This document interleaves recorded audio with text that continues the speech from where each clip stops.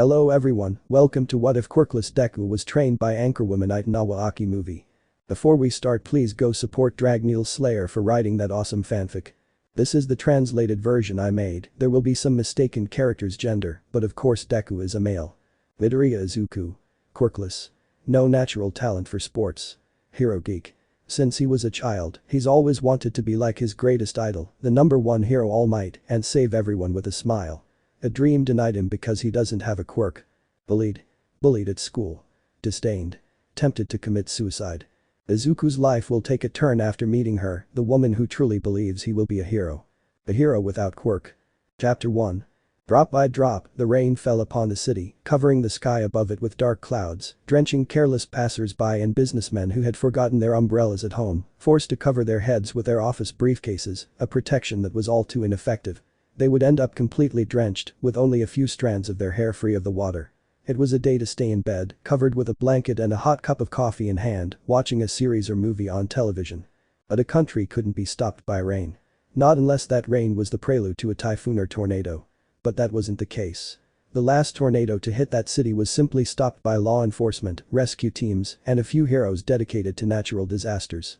With all of them working together, the city was completely safe for the time being. People shouldn't have to worry about a simple tornado. Dragging his feet through those streets, shoulders hunched, locks of hair covering his face, a teenager wove through the pedestrians he passed, who ignored him, driven by the urgency of getting to his office, to his job, as quickly as possible, even though it was 3 in the afternoon. The sky wasn't indicative, but it was the time the analog clocks in the shops were showing. What their cell phones were showing their owners. Slowly, reluctantly, the boy walked with his head down.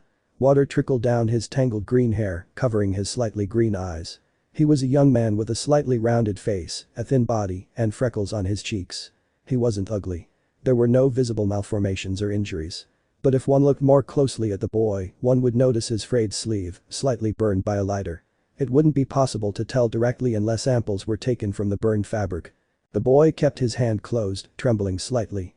He seemed to have suffered some kind of burn, and the cold rain falling was making his burned skin sting. He clenched his teeth, and the tension the boy exerted on his jaw wasn't from a single burn, but from the water caressing his damaged skin. More than just a simple burn.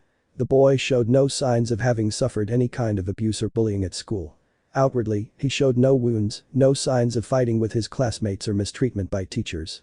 There were no external signs, other than a simple burn on his uniform jacket, which had probably reached the skin. So? Bullying didn't just affect teenagers physically. It would damage them mentally, transforming them into weak manipulable children, even driving them to suicide out of despair. Maybe I should kill myself, like Kakin said. Physical damage was easy to heal. Their scars would be hidden with bandages or clothing. There wouldn't be any lasting discomfort, and one could display the scars as a sign of war, of a confrontation with a bully from another school to attract a popular girl to their side. That was what young people did. They used physical damage as a form of courtship for the opposite sex, a method of finding a mate. However, psychological and mental damage wasn't something to be shown off, something to boast about. During adolescence, young people developed mentally and physically, eventually taking the path they believed best suited them, with their mistakes and successes, shaping their character and behavior toward society. Although many didn't know it, during puberty, adolescents took on the character that would define them within society as a whole. Should I have been born? Using intimidation would corrupt that young man's character and could lead him down a path that a normal person wouldn't follow unless they had been forced to, such as drug use, alcohol abuse, or suicide. Many young people subjected to bullying were driven to that point of no return. Once they took one path, it would be difficult to turn back. Much less if they committed suicide. Even Almight doesn't see me as a hero. The world had been changing over the years, leaving fiction aside to make it reality. With the birth of the first baby with a quirk in China, the planet was soon flooded with babies with the same phenomenon, thus passing the generations, turning the world into a world full of superheroes, men and women with capes who used their powers and worked in an agency. They didn't necessarily wear capes. Capes could kill you, and even becoming part of the country's national security in some cases. As it was for Japan with the creation of Lighthouse Corporation, a hero agency that became part of the government as a military company in extreme cases, being responsible for attacks from abroad by terrorist groups or other nations, leaving the security of the same country to local hero agencies and companies. The emergence of singularities led to a significant shift toward bullying within classrooms and among individuals. With 80% of people possessing a singularity, the other 20% were deprived of it, leaving them without the opportunity to be seen as heroes, forcing them to become simple civil servants, shopkeepers, and some simpler jobs. Firefighters had been replaced by quirk holders who helped fight fires. Within construction, people with enhanced strength, material creation, or similar quirks were viewed more favorably than a simple person without any powers. Normal humans, those known as quirkless or mukase, had been relegated to office jobs as school and kindergarten teachers. As police officers, they ceased to be admired by the people when heroes had already borne the burden of saving people, leaving fewer victims in their wake and dealing with common criminals with overwhelming ease for state security forces who were slowly losing state funding, which was now being used to form agencies or groups like Lighthouse Corporation and hero agencies. Slowly bringing about a shift toward those who possessed a kase, or peculiarity. Being a police officer, being a detective. That's fine, isn't it? Hero. A word that defined those who gave their all without receiving anything in return, who would give their lives for others, who would fight for justice in the world. Many comics and novels showed heroes and superheroes with powers, but now the world had changed and powers were real. But the heroes weren't heroes. By using their quirks and forcing the quirkless to retreat, they were only exposing the world's inequality and injustice. As much as a child might admire one of their heroes, the child would have a quirk that the child might not have, indicating that they couldn't be a hero. If I had a quirk, I could be a hero like Almight. I wouldn't be beaten down, I wouldn't be looked down upon. Now the cold raindrops mingled with the salty tears of the teenager, no more than 14 years old, who walked slowly, shuffling his feet, reaching what appeared to be a tunnel under the bridge. The boy had never raised his head. He seemed to know that path by heart, as if he had walked it a million times. Perhaps it was his route to school. Surely it was etched in his mind from all the times he had traveled it. He wouldn't need to raise his head to see where he was, where he had to turn to get home. If I can't be a hero, at least can I be something? Crump. The boy had gripped the strap of his backpack tightly, crumpling the strap without lifting it from the ground. His right arm still didn't seem to have recovered, but his left showed below average strength. He wasn't an athlete, nor had he ever played a contact sport that would have allowed him to learn how to move nimbly or grip tightly. Judo could have helped him with that aspect. The little boy all alone, soaked. Burlesque, a voice made the boy stop completely, now raising his head a few seconds after hearing that slightly cold voice. What? Brash. Cutting through the air, the sound of the boy's school supplies and the rippling of fabric were completely drowned out by the sound of rain hitting the ground, falling on the city. The sound of the train pressing against the tracks also drowned out those sounds. He felt cold. Or rather, something cold against his neck. He moved his eyes. A blade was brushing against his skin, caressing his chin. He could see the elongated handle of a scythe reaching toward the villain's gloved hands. The cold he felt came from the reddish blade of that scythe, the tip almost piercing his jaw from the bottom, brushing his skin. Purple eyes watched the teenager. They shone with amusement, as if this were simply a game of a deranged mind, tormented by a society that now loved people with powers, as if instead of being driven to suicide, he had been driven to become a villain, just another criminal. TCH, the man moved the scythe, leaving the blade flat, and placed it under the student's chin, forcing the boy to raise his face. Covering his face with a white mask covered in clown paint, the boy couldn't see how the man's lips contracted into a dangerous smile. Such an innocent, sweet face, marred by tears of sadness. I see in your eyes that you really are sad, aren't you? What ails you, little bug? Perhaps the praised and hated smile can give you a solution to your problem. And if so, I will certainly enjoy giving you the solution. He's a villain. Many young men would have fought. They would have flaunted their uniqueness and fended off that man until some professional hero arrived. Perhaps an unpressured quirkless would have moved away from the blade, gotten far enough away from the villain, and run. Or even used an object to destabilize his attacker and tried to subdue him while screaming for help. But if you're slowly pushed toward the abyss, if you're crushed by something you didn't ask for, if every last drop of happiness is stolen from you, you won't resist when someone comes to take you away. You won't fight when they're running a knife through you. You'll just let the cold sensation of death invade your body, taking you with it to hell itself. Me too. Is the little bug afraid of Smile? Smile is good, he's kind. He won't do anything to the little bug until he's told him his problems.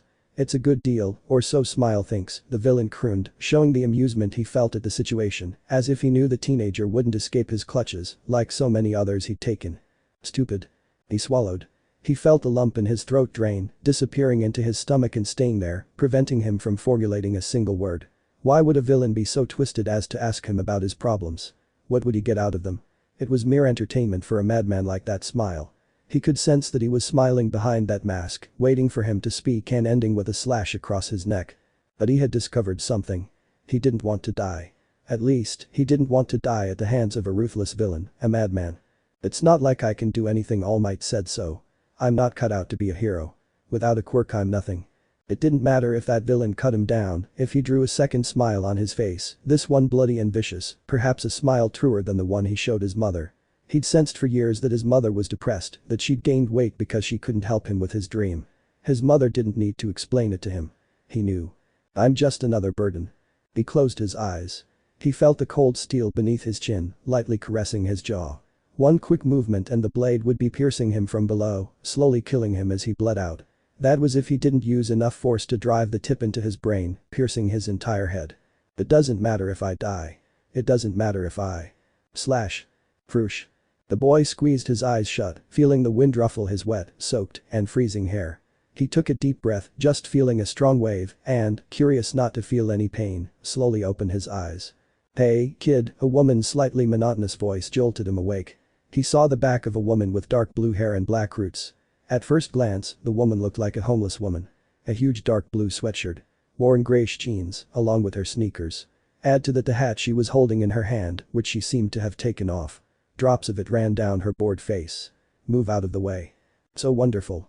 Contrary to popular literature, the princess is the one who comes to rescue her promised prince, Smile chirped with a chuckle, amused. It's so novel. The woman let out a tired sigh, as if irritated by something that had happened to her. Moving the teenager behind her, the woman simply snapped her fingers, as if signaling. Soon. Sound waves hit Smile, slamming the villain to the ground. The man felt his eardrums vibrate, as if they were hammering inside his head. Stay down, you little bastard, the woman muttered, keeping the teenager behind her. Smile laughed amused, starting to get up, showing a letter to the woman and the green-haired man. Bug. Our game has been interrupted. I still want to see and know your terrible fears, Bug. And that's something I'll work on. Wait, you little one. Poof. When Smile threw the letter to the ground, small smoke bombs did their job, obscuring the villain from the eyes of the woman and the teenager. They didn't even hear any footsteps when the man finally disappeared. That bastard, the woman muttered. He walked over to where Smile had dropped the letter, finding the object face down. He bent down, picked up the letter with his fingers, and turned it over, finding nothing on the other side. Okay, kid, the woman stuffed the letter into her pocket, focusing on the attacked teenager. Lanky. Thin. Muscle-less. Notebook scattered all over the floor next to the rest of the school supplies. A nerd. What's your name? I'll take you home. Izuku, the young man answered, revealing himself as Izuku by name. He swallowed, clutching the remains of his backpack. Midoriya Izuku. Chapter 2. She was a general studies teacher within the elite hub training program of the Lighthouse Corps, the hero company she'd worked for the past 4 years. She hadn't expected to be involved in a confrontation with a villain, saving a teenager from being killed by the notorious serial killer Smile, the Smile Killer as he liked to be called. She felt water dripping down her face, little by little, falling and soaking her sweatshirt. She heard police and ambulance sirens. People's voices crowded her head, trying to maintain control. He should have arrived at Akamori Prefecture for his students' afternoon exams. He should have finished shopping in just a few minutes, giving himself plenty of time for the exams and freeing the students before they destroyed something or caused a bigger disturbance on the premises. But there he was, clutching the cap he usually wore with his casual clothes, completely soaked, feeling the different sounds mingling in his head and unable to focus on just one. The pro-heroes' voices trampled over each other, failing to form anything coherent in his head. He tried and tried, but the words clashed against each other, loud and shrill alongside the police sirens, the reporters' voices, the screams of citizens and children, hoping to see some of their neighborhood heroes, the ones closest to the incident. The fact that that boy, Midoriya Izuku, had acted recklessly during the Mudman incident wasn't helping the screams. Like vultures, the reporters screamed, trying to break through the police cordon and reach the boy sitting inside the ambulance, covered with a blanket and shirtless, leaving aside his soaked clothes and school supplies that had been spilled on the ground. She sighed. Sometimes being a hero really was annoying, tiresome. Today wasn't a day when she, the 16th ranked hero of Akamori Prefecture, could show her signature smile to the children, giving statements to the media when requested. She felt this wasn't the time for that she couldn't put aside the boy's condition just to please the people there, seeking information, praise, or an autograph. They seemed uninterested in the boy's well-being. This is so annoying, she thought wearily, clutching the beanie in her hand. Her hair was soaked. It felt like the strands were plastered to her forehead, falling to her shoulders and soaking her hoodie even more than it already was, turning it as dark as the night itself due to both the humidity and the darkness. It seems like even the sky cries. She finally let the sigh escape her mouth. She bit her lower lip a little, more out of annoyance than habit, hearing the questions one of the police officers was asking about the young boy. She couldn't help him much. She was off duty, and being a hero, she wouldn't stick her nose into police business when she wasn't working. Even they, the pro heroes, had a schedule to keep. She had done it by saving the boy, but the rest would be taken care of by the police officers and heroes on duty. She was tired. Her shoulders and back were crying out for a good rest, perhaps a massage or a hot spring bath at one of Akamori's famous spas for complete relaxation. In recent days, the Lighthouse Corps had launched a new recruitment process to fill the gaps in its curriculum, creating new teaching positions, including her. The General Studies program had been filled to capacity, leaving no vacancies to attract other young people. Despite filling the capacity of students in General Studies, the quota of students in the Hero course, business courses, and the Hero Support Department, the creators of the inventions those heroes would one day use, still needed to be filled. HMP, I need a beer. She wasn't a daily drinker. She rarely had a drop of alcohol, usually at meetings organized by the company's CEO and Akamori's #1 hero. But when she was under too much stress, she preferred to feel the alcohol in her system. The headache was already hitting her, and even the students would cause less trouble than the reporters and the foolish heroes, waving to the masses. He grimaced as he watched Mount Lady seem to want to be photographed again, like that morning, shaking her hips in front of the perverted reporters, winking at every man who could see her. Izuku. Izuku. It was then that a voice stood out among the others. She shifted her eyes, watching the crowd move. Or rather, being forced to move. A plump woman appeared, with green hair she immediately identified as the teenager's mother. Her face reflected concern, conveying the feeling with tears streaming down her face and an overwhelmed expression, saddened by the situation. "Excuse me, ma'am," one of the police officers appeared, stopping the woman with calm gestures. "Are you Midoriya Izuku's mother?" "Why yes, he's my son," she answered through tears, her voice muffled, looking towards where her son was sitting, being accompanied by 2 more agents. "Must be. Follow me," the tired heroine approached them both, feeling the camera flashes on her face. "Itanawa Aki. I've been your son's guardian until the police arrived." She had expected tears. Many tears. But what Itanawa Aki didn't expect, and what she wasn't really prepared for, was a hug from the woman that would have split her in two if she'd had any particular strength or physical enhancement. Aki felt like a real bear hug, strong, hard, and with way too much energy. Thank you, Itanawa-san." "There's no need for formality," she replied, straightening her sweatshirt. The woman really seemed overly emotional and in control of her own feelings and emotions. Perhaps she was one of those mothers who hovered over her son, worried for his well-being to the extreme. "Come with me, Mrs. Midoriya. I think the officers have finished." Itanawa Aki turned her body and began walking toward the ambulance, observing young Midoriya. He clutched the towel tightly around his shoulders, keeping his face down, and water still trickled down his slightly chubby face, just a little. His emerald eyes seemed darkened, as if they had no sparkle at all. "Izuku." The woman took her son by the shoulders, surprising the boy. Before he could do or say anything, the woman hugged him tightly, crying on the teenager's shoulder. Midoriya remained still, feeling the salty drops coming from his mother. He hated making his mother sad, the woman who had cared for him since birth, the one who had given him everything he needed and much more. Slowly, the boy wrapped his arms around the woman under Aki's warm gaze, remembering her own mother's hugs when she was a teenager and sad. Or when she had had a difficult time, she had always supported her with everything. "Are you okay?" Worried, Mrs. Midoriya separated from her son, looking at him delicately, observing every hair out of place, completely concerned. The trail of tears was still present, and her eyes could be seen reddened with tears. "You don't have any injuries, right?" No, okay-san," the green-haired young man murmured, self-conscious, feeling his cheeks slightly redden with embarrassment, which Aki herself found sweet at her age. "Thanks to Itanawa-san, the villain didn't manage to hurt me too much. Just a scare." Unconvinced, Mrs. Midoriya hugged her son again, tightly, as if at any moment the little boy would leave her arms forever. And that would hurt too much. He was her son, her only son, and she had almost lost him.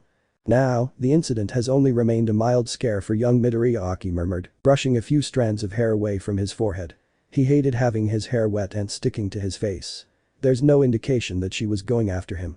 She just happened to be in the wrong place at the wrong time. Now, everything is fine for him, and he won't have to worry about the villain anymore. I owe it to you, Itanawa-san." With a twitch of her lips, Aki gave a small smile towards the boy. "You can call me Aki, Midoriya," the heroine murmured. She wasn't used to formalities much, except at company meetings or school meetings with teachers. And even then, they often called her Aki, not by her last name. Formalities were unnecessary for her. Midoriya smiled slightly, a faint blush appearing on his cheeks.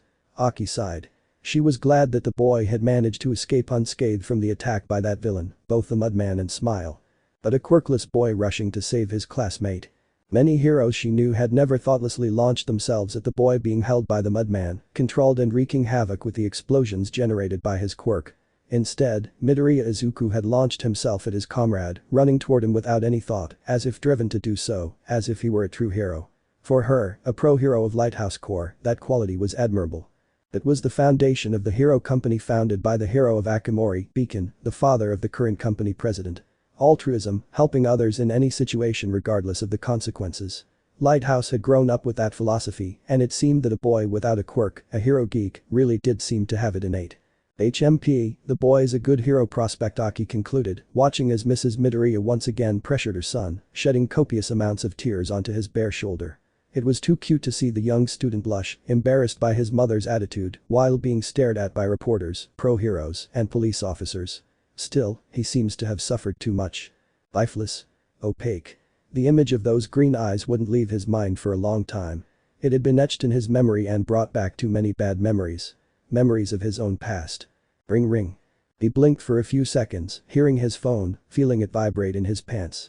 He reached in and pulled out the device, sighing when he saw his partner's contact on the screen.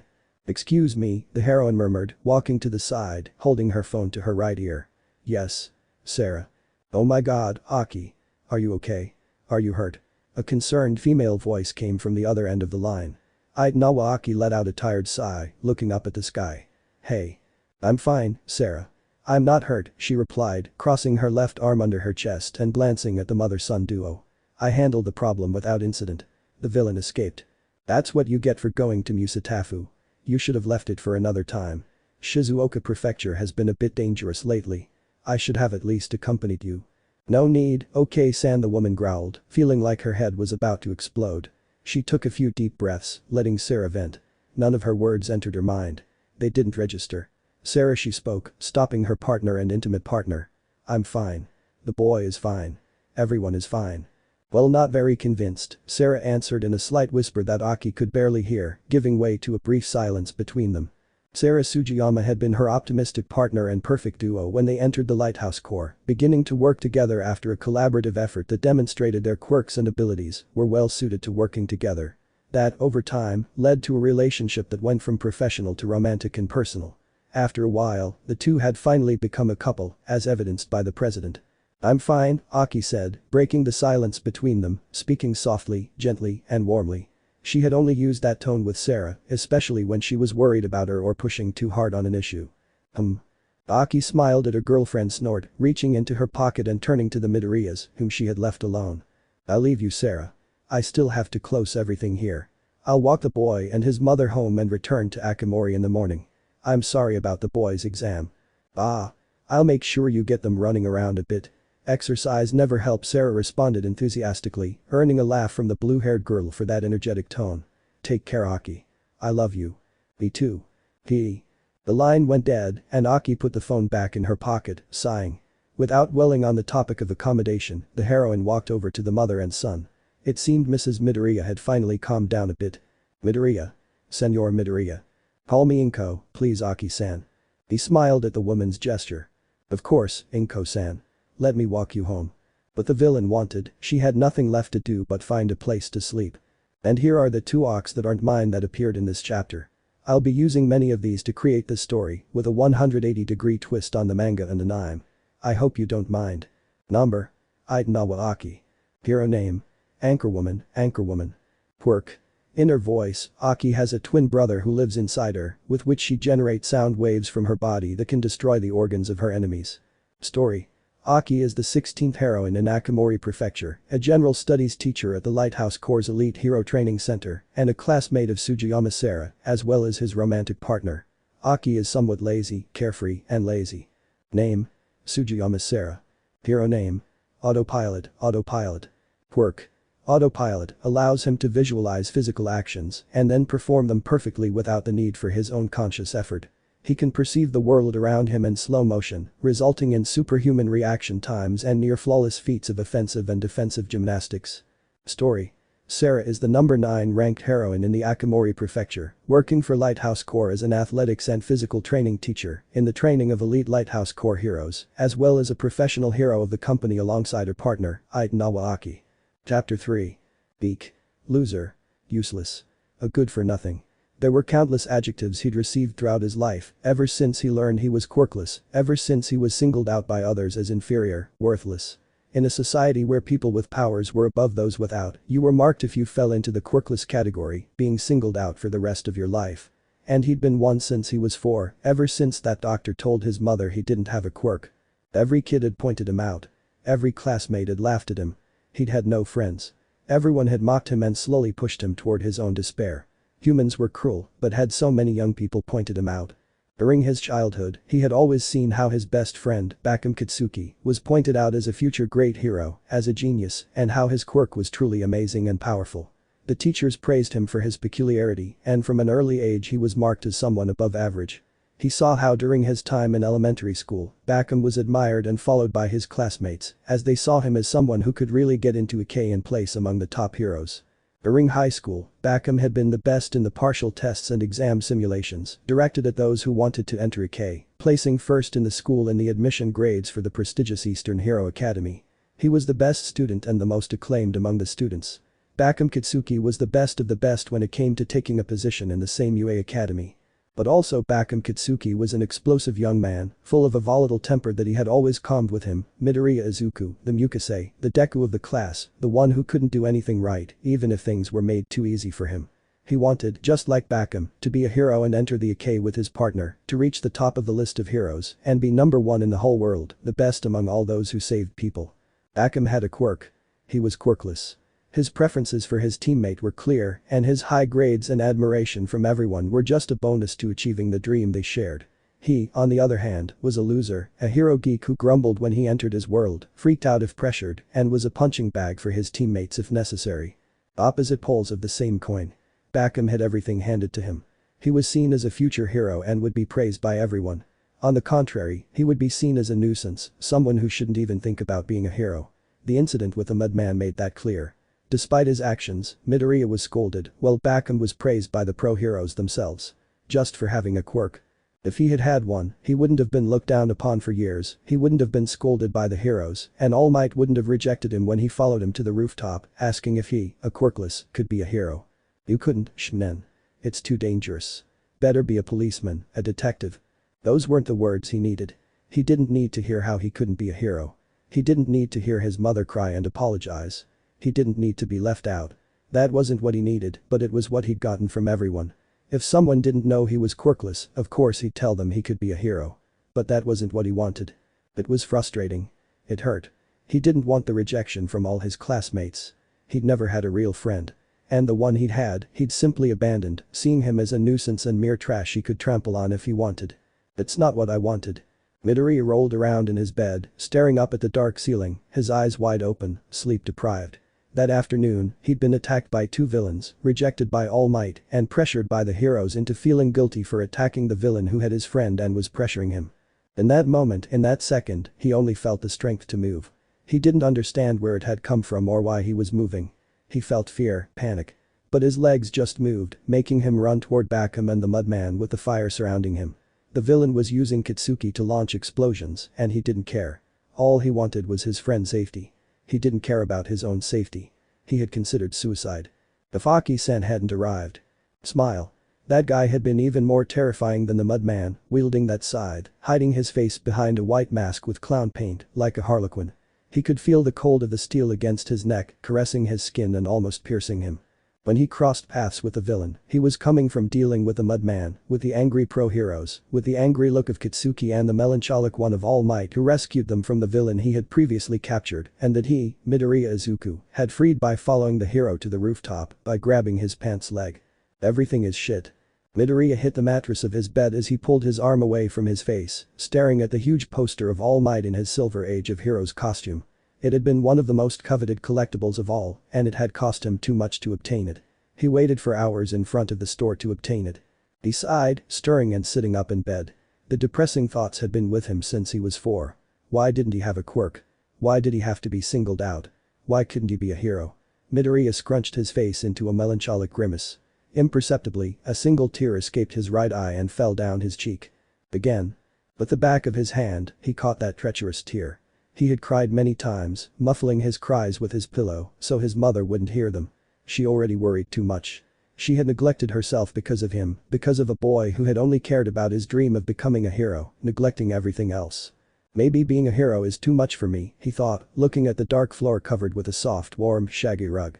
If the light were on, you could see the Almight figurines, posters, and collectibles he'd taken over the years, both as gifts for himself and those he'd bought with his own money. Some had come from America, sent by his father. He truly admired Almight. He wanted to be like him. The hero who saved everyone with a smile on his face. But he was Midoriya Izuku, the quirkless boy from Yusutafu, the loser, the second best. Stupid. Midoriya swallowed, feeling the dryness in his throat. He moved his feet across the carpet and slipped them into the Almight slippers his mother had bought him 2 months ago, and stood up. Drinking some water would soothe his throat, and maybe, just maybe, he'd finally be able to sleep. I hope OK-san and Aki aren't awake. When Itanawa Aki, his savior, brought them home and his mother discovered he had nowhere to sleep, she quickly offered him the guest room, to which Midoriya didn't really object. He was grateful to the woman, and she genuinely seemed kind. But the two of them, or rather, his mother, started talking, and he had already gone to his room by the time they were back. Surely Aki-san knows everything about me now. Midoriya smiled fondly at the thought. His mother had talked too much when she told stories about him as a child. Maybe all mothers were like that. His mother was just too overprotective of him. Midoriya sighed, finally leaving his room in the darkness, walking to the kitchen for a glass of water. He needed to get rid of the knot in his stomach and soothe the dryness in his throat, enough to clear his mind, just for a few minutes until he could fall asleep for a new day.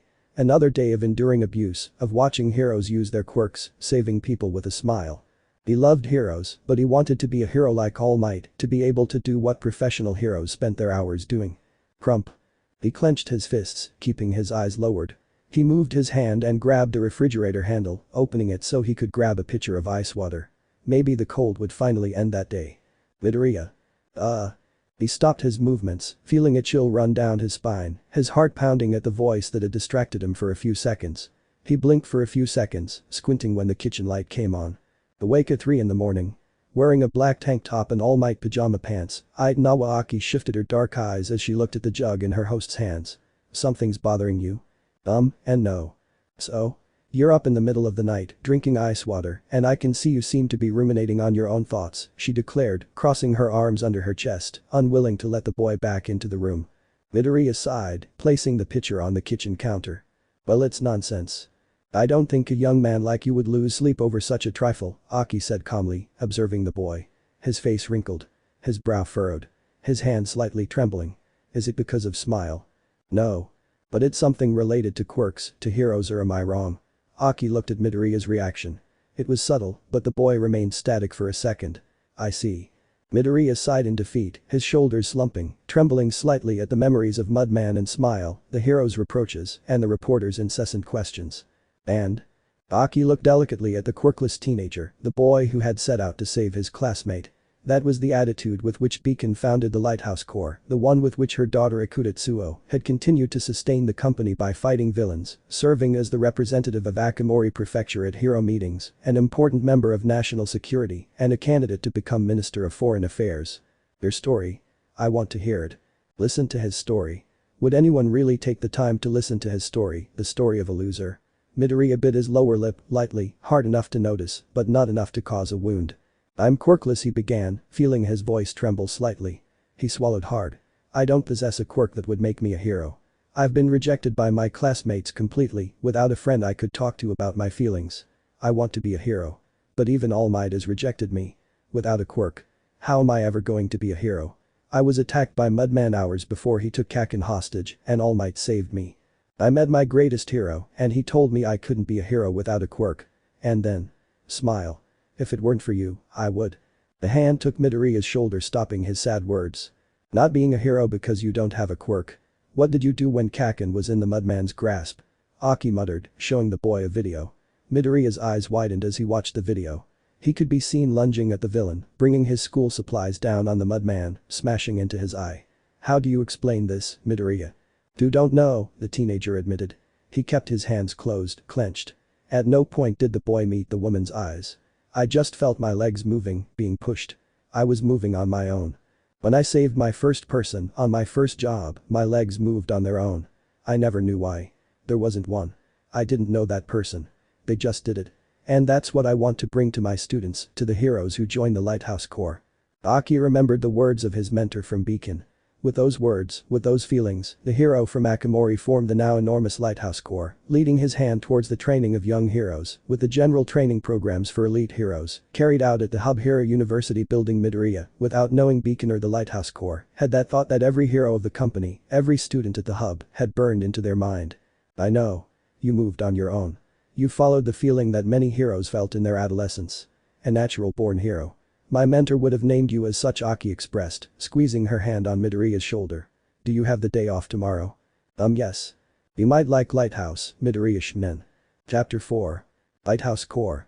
When quirks began to appear, when villains began to stir in the shadows, some people began to use the gifts they had received for the good of the world, taking the name of heroes, and even forming alliances against those villains who began to ravage the world when it was on the ropes.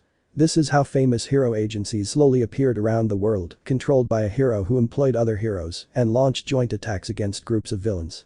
Lighthouse Corps had been created some time later, when agencies had become normalized and heroes and villains were almost the order of the day, constantly appearing in the news.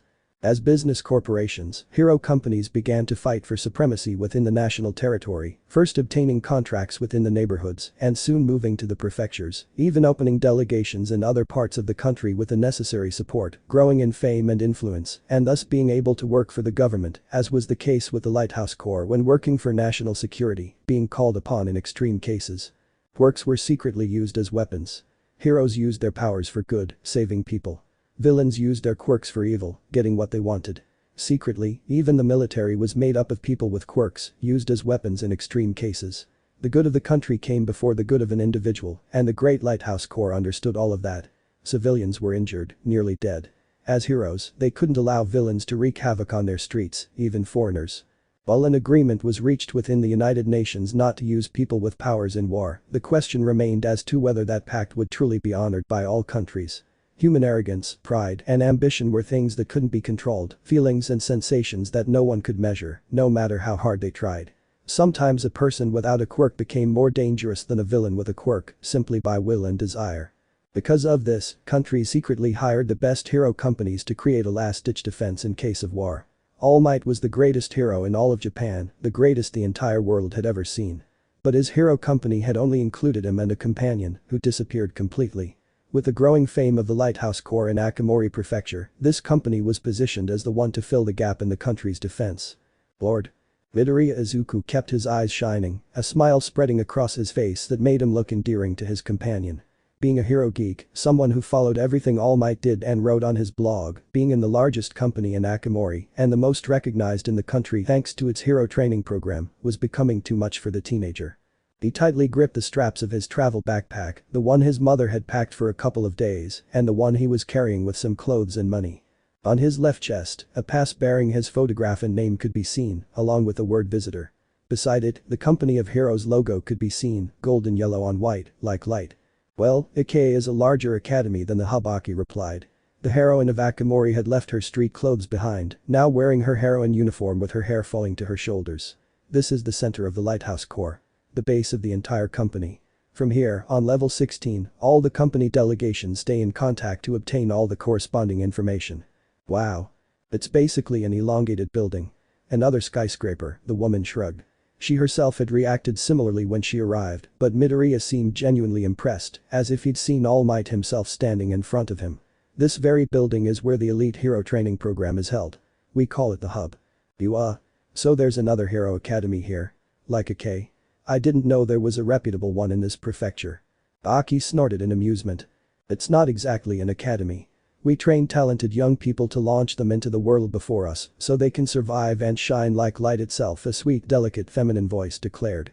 Aki shifted his attention and Izuku tilted his head, staring at the woman. Dark, shoulder-length black hair.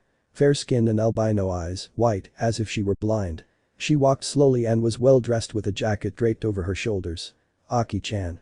The twitch appeared in the heroine's eyebrow as she frowned at the woman. I already said I don't want suffixes, the woman murmured softly, glancing sideways at Midoriya.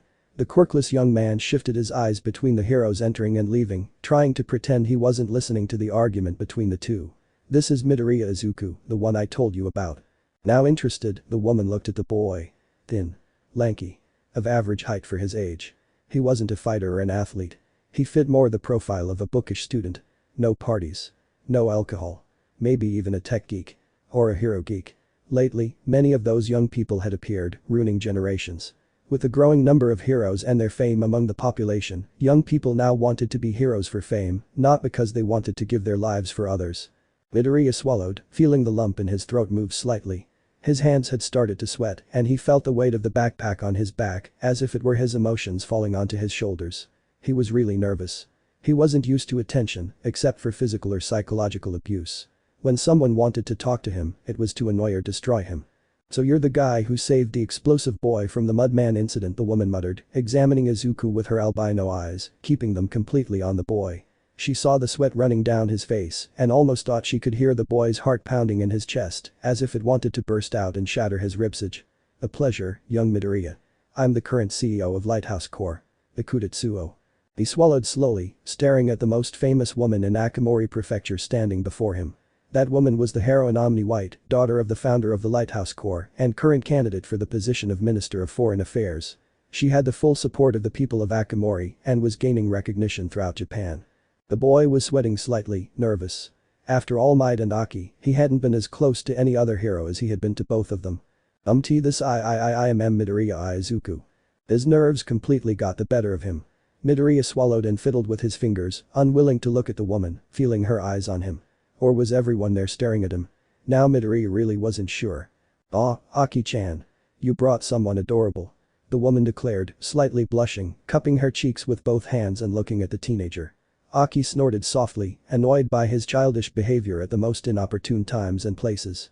Her boss often seemed like a child. Please. Would you focus, Suo? This isn't the time for your childish antics, and the Akamori heroine muttered, shooting a harsh glare at her boss. Suo laughed slightly, blushing in embarrassment, being reprimanded by the lazy woman. You have things to do, don't you? I think you remember that Ms. Fukunawa is expecting a report on the company's movements. I don't understand why I should remind you of this when you have your assistant. Don't be too careless, Suo. Or they might ban our new expansion through the training program. Okay. Suo muttered, frowning and crossing his arms under his chest, puffing out his cheek slightly. You're not my mother. Aside from this, Midoriya watched with some nervous interest as the CEO of that company so beloved in Akamori looked on. He hadn't realized that the great Omni White was actually a woman with a slightly childish character, arguing with one of her employees and being scolded by the woman she commanded. This is weird. Midoriya smiled nervously. Are there any students free? Aki murmured, putting aside the discussion she was having with the woman above her. She wasn't a particularly strict leader and boss. I can't keep young Midoriya company any longer. My period with the general studies students is about to begin. Suo put his finger to his chin, trying to think. Of the nearly 200 students in training, only 10 were available, and they were the ones who were using those 10 months to prepare for the hero school entrance tests. There's one who wouldn't have a problem. Plop. Amaoko Suwa, a student in the Lighthouse Corps' hero training course. A teenage girl with straight orange hair falling to her waist, golden eyes, and lightly tanned skin, she had been selected to participate in the training thanks to her mother, one of the company's shareholders. She had agreed to enter, seeing the training as a way to prepare for admission to Shiketsu, the largest hero school in the West. Her parents and grandparents had entered the institution and she would do so as well, as a family tradition. Her quirk was pinky gum. She could create bubblegum bubbles so strong they would be impossible to destroy. She had even managed, for a time, to form figures and weapons out of bubblegum. She was slowly becoming aware of her gift thanks to the time spent in training and the different heroes who had taught her up until then, all of them being pro-heroes employed by the company. Nothing interesting happened today. Since the incident with the villains Mudman and Smile in Musatafu, the bad guys seemed to have vanished, swallowed up by the earth. Crime wasn't particularly high in Akamori, all thanks to the Lighthouse Corps and its heroes, as well as the students. Other companies also maintained order in Akamori Prefecture. But it was still strange that the villains hadn't appeared anywhere in Japan, not even in Okinawa or Hokkaido. It was almost as if they were gathering somewhere under the leadership of one of the main pillars of the underworld. I really hope this isn't like the call for something big or something. Suwa-shan. The student stopped in her tracks. She was wearing a pink turtleneck sweater and a knee-length skirt with long white socks. She shook her head and blinked, seeing the company's CEO running toward her. Ikuta-san. Suwa muttered, not understanding how the president of that company was addressing her, rushing off to do something important. Do you need something from me? Yes. I need you to look after this young man. I have a meeting and Aki-chan has class now. Then Suwa noticed the boy the CEO was dragging, moving the teenager by pulling him along. The boy looked nervous, slightly blushed, and seemed to be almost sweating a little. Do you need me to show Midoriya around the facilities? The girl muttered, glancing at the pass hanging on the left side of the boy's hoodie. Okay, Ikuta-san. No problem. I have the morning off since the teacher isn't here. Perfect. Suo clapped his hands and pushed Midoriya towards Suwa, who stumbled a little, looking embarrassed. I'm leaving it in your hands, Suwa. Don't get into any mischief while I'm gone. Ikuta-san. Blushing, Suwa looked at the president's back, snorting and deflating. She brought her hand to her face and shook her head slightly, feeling sorry for what had happened. This. Midoriya was feeling somewhat uncomfortable about that. He had perfectly understood what the lighthouse president had meant. And now he was feeling his cheeks burn. I'm sorry about this, Midoriya-san. Then no problem. Ameoko Suwa sighed softly and looked at the teenager now, studying him shamelessly. He wasn't the popular type, that much was clear from just a glance and the boy's shy state. She also wasn't seeing what Itanawa Aki had seen in the boy. He didn't seem strong or have an exceptional resume to be there. Sigh. Okay, Midoriya-san. I'll show you around. Number. Ikutatsuo. Hero name. Omni White. Quirk. Omni White allows the user to convert parts of his body into light depending on the white light outside, turning his entire body into light particles and moving at such high speeds that he can be everywhere at once. History. Ikutatsuo is the daughter of B.N.H.A, founder of Lighthouse Core and current CEO of the company, as well as a renowned hero in Akamori Prefecture, ranked number 1 on the heroes list and recognized by various heroes of Japan, and a candidate for the position of Minister of Foreign Affairs. Suo has managed to form an alliance with national security, making her company work for defense, defending against foreign enemies in case they use people with quirks. Name. Tameoko Suwa. Hero name. Gum Lady. Quirk. Pinky Gum allows him to generate super-resistant bubble gum bubbles, making it impossible for villains to escape and allowing him to use the same gum as a weapon by making it change shape. History. Suwa is the daughter of Tameoko Fuyamura and Tameoko Tamao, 2 shareholders of the Lighthouse Core and owners of the Tameoko Hero Equipment Companies. She is a future Shiketsu student due to family tradition. She is part of the Lighthouse Core training program, being one of the 10 students in training to enter a good hero academy. Chapter 5. Technological equipment. Classrooms for learning physical conditioning and quirk training. Swimming pool. Spa. Virtual simulators for rescue and villain confrontation. Lighthouse Core was presenting all the equipment and every kind of gadget to train promising youngsters as future heroes, to keep society standing and confront villains with all their might. While Shiketsu and Ike focused on the academic training of adolescents, Lighthouse Core was trained in the practice of what the academies taught theoretically, and students had to learn in second-year internships. It was true that UA showed its young people a practical side to promote the annual sports festival it held, where it presented its students, the future great heroes of the country, and those who would once again bring light to a world where darkness could once again reappear with force, as before the arrival of Almight, when the greatest criminal empire had been subjugating the world. Beacon understood the needs of society and young people when they became heroes. Knowing that not all of them would complete their studies within the hub, he pulled strings to provide the young people with a foundation before entering prestigious academies such as Ike or Shiketsu, among others, thereby creating hero training within the company to develop young talents and give a bright future to teenagers in need of guidance. For this reason, in achieving hero training, he had invested excessively exaggerated amounts in advanced state-of-the-art equipment as well as in countless objects used for the training of adolescents. He was not going to spare any expense when those young people had to protect the streets of Japan and some of the entire world, entering the ranks of international heroes, such as All Might and some of the heroes in the top 10. Midoriya had been amazed. Guided by Tameoko Suwa, he had visited all 19 levels of the Lighthouse Tower, seeing every device used for hero training. He was both amazed and anxious, feeling envious of the kids who would be able to enter the Lighthouse Core training. All that technology seemed perfect for hero training. The Disaster Simulation Center is run by a diverse group of technicians.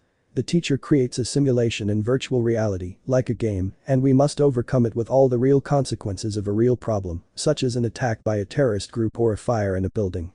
Suwa kept his gaze fixed on the door leading to the CSC while explaining it to Midoriya, who observed the center with shining eyes, completely interested in its functions. It's a good starting point.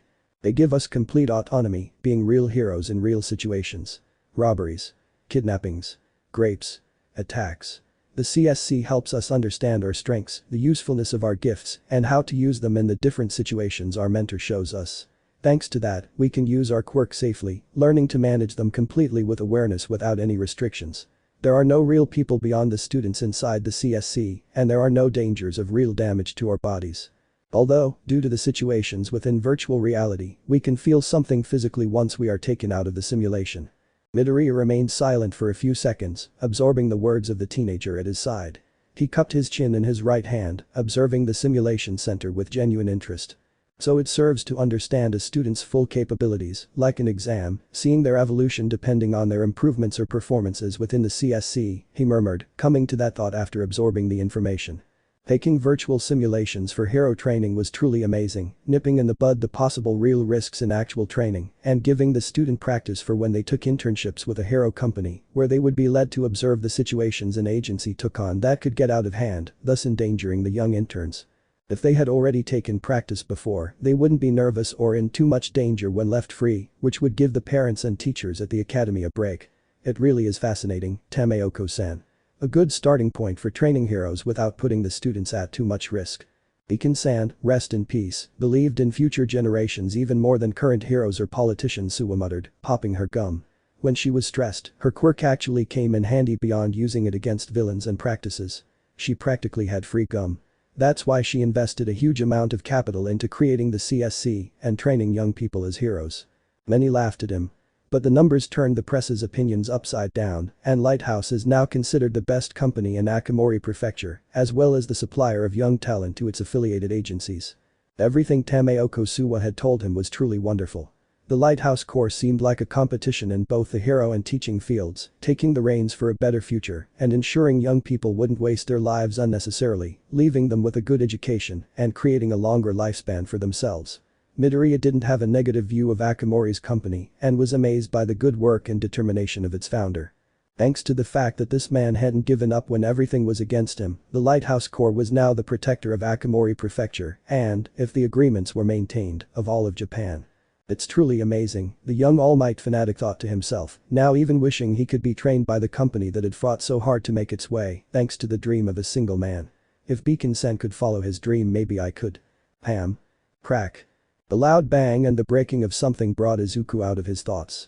The two teenagers stared at each other for a few seconds before running toward the scene of the crash. Suwa swiped his student ID card and the door opened with a hiss, revealing a scene that stunned them both and left them speechless. Broken boards. Shattered training dummies. A mat completely shattered by the force of the blow.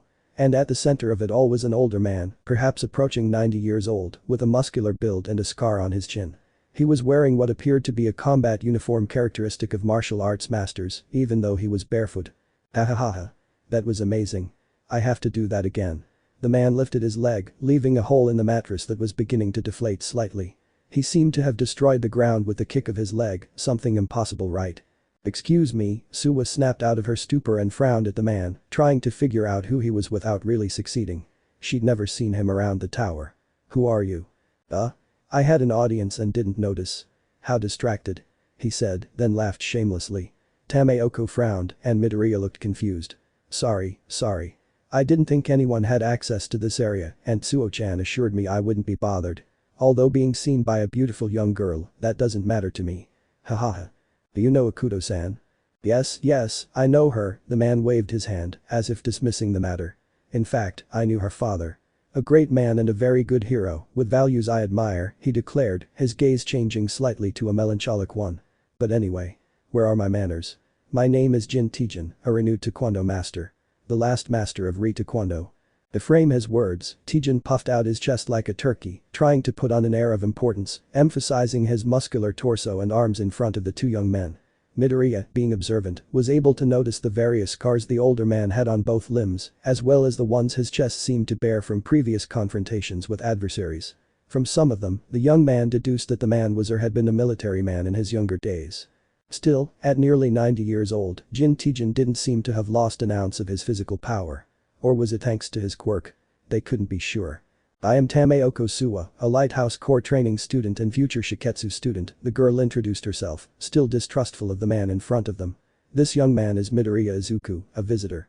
Tijin blinked for a few seconds and was instantly standing in front of the boy, looking him straight in the eyes. Midoriya stepped back, surprised by the speed. "Midoriya? He looks familiar," the older man murmured, examining the young man perfectly with his gaze. "Green hair. Green eyes. Did you know my father or my mother?" "No, not really," Tijin shrugged, and Midoriya laughed nervously, not understanding the man. Suwa sighed through her teeth, annoyed. "Anyway, what are two young men doing in my training ground?" "We heard a loud bang," Suwa explained calmly, scanning the wreckage. Tijin chuckled softly, having been caught red-handed. "Did you use your quirk for that? Truly amazing, Mr. Jin."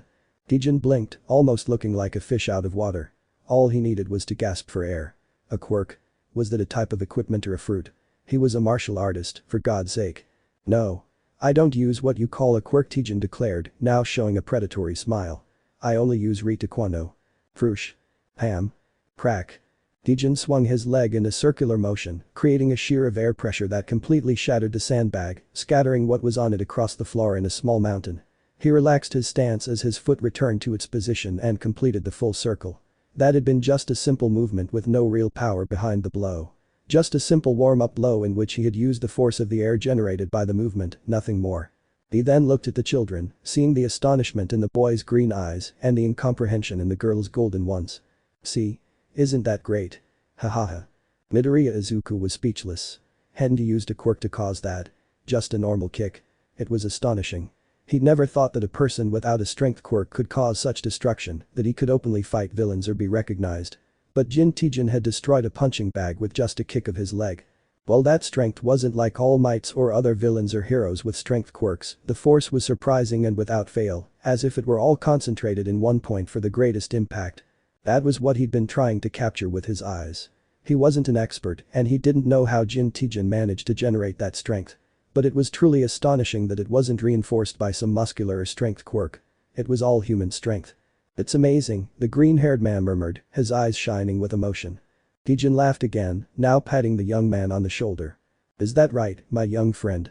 Taekwondo renewal is the best martial art," the older man declared forcefully, laughing again boisterously. Some visitors and employees poked their heads around the door, nervously eyeing the martial artist. "Decided? What have you decided, Jin Dono?" Tameoko asked with reluctant interest, seeing the man as someone senile with age.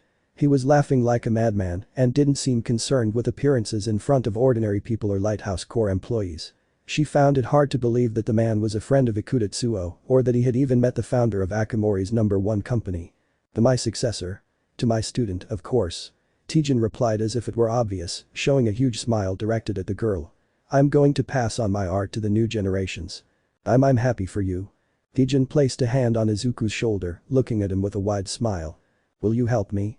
Of course you will. You will be my successor as a master of Taekwondo." Chapter 6. Legs. Trunk. Arms.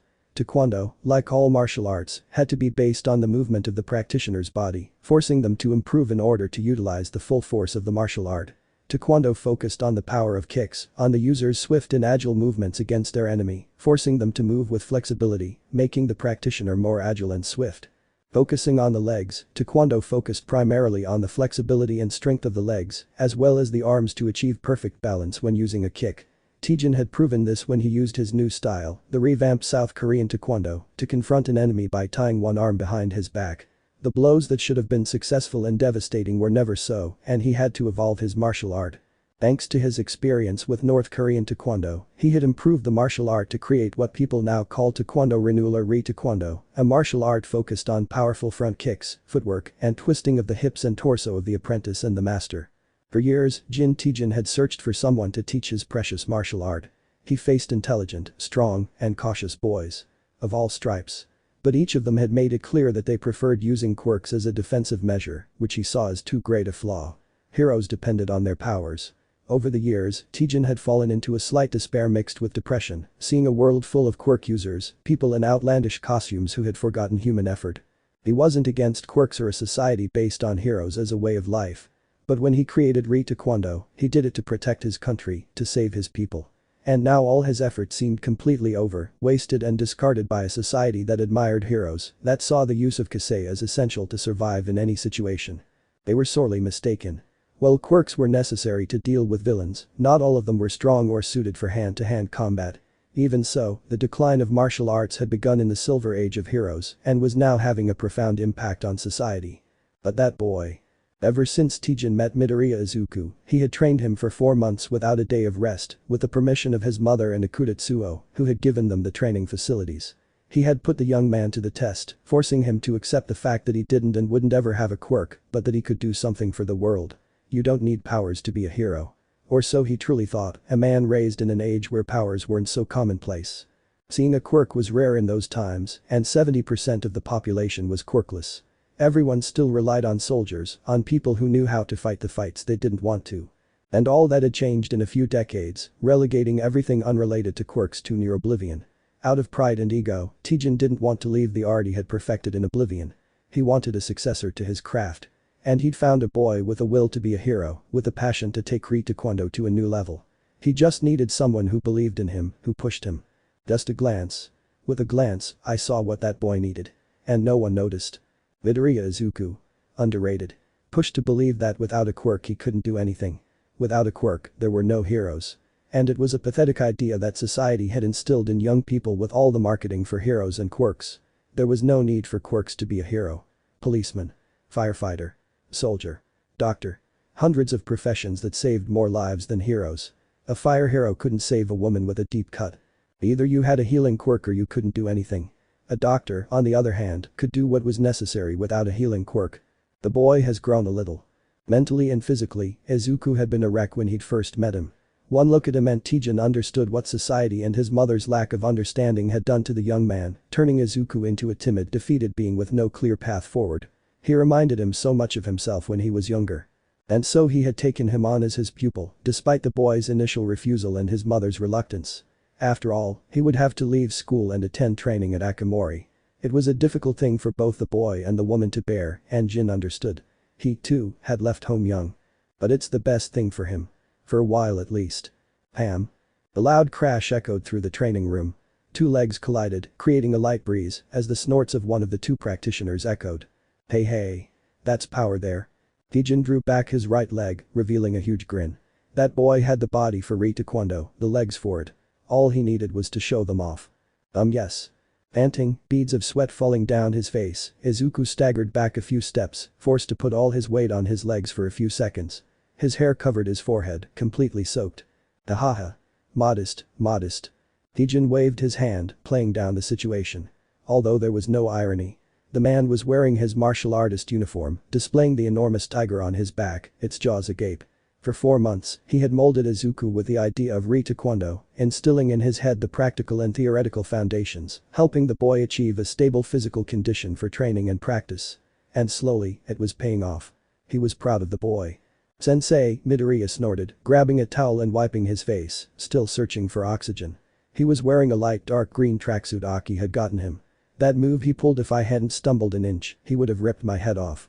He almost killed me. Tijin swallowed hard, laughing nervously. It was true that he had nearly ripped his head off with the movement, but he was fully aware of everything that was happening. He was going to stop in a second. But if he had made any mistake, Izuku probably would have been seriously injured. Wahahaja. I had it all under control. Hitting the boy's back, the man spoke with laughter, showing his enormous, savage smile that Izuku sometimes compared to that of a monster, an animal. Don't talk nonsense, Izuku. We've been training for 4 months now. While that was completely true, Izuku felt his eyebrow twitch slightly, frowning at his teacher. On the very first day, he'd almost destroyed him with one move. Sometimes he thought his teacher got too excited during a simple practice. Whatever you say. Tijin laughed softly, showing some nervousness. He knew Izuku had finally caught him in his game and was starting to get to know him. He'd have to control himself with the boy or he'd kill him. Still, we don't have much real time. Tijin looked to the side, observing the calendar. His prized student wanted to take the tests for a hero academy, and the training would be for 6 months remaining, as well as his physical training. Willing to go to hell. That's what I asked you, Burakori Broccoli, you can't back out now. The twitch hit Midoriya. His right eyebrow twitched at the nickname and he huffed, tossing the towel aside onto a bench. He took a deep breath and relaxed his body, following his teacher's advice. Although the old man was annoying sometimes. But he had to thank him. Thank him and Aki for that opportunity. Slowly, with sure steps, he was feeling himself emerging from the darkness that had gripped him and kept him hidden. He didn't want to be overlooked anymore. I hate that nickname. I'd better stick with Deku. What did the constipated kid call you? Seriously, only constipated people can be in a bad mood every day. One day I was constipated and it felt like a kick in the stomach. It had been so annoying. And well, I took it out on everyone by kicking. You should have seen me, Burakori. It was the day I kicked the most. That has nothing to do with it. Tijin moved his leg and Izuku followed suit. The two collided limbs and the boy felt his body shake slightly as if his master's body were made of concrete. Taekwondo. He spun and moved, pushing Izuku back with the movement. Deku. Ham. Izuku covered his face with both arms, feeling his teacher's knee forcefully push him back. Tijin smiled widely, noticing the boy's effort. He was really putting in the effort. Taekwondo.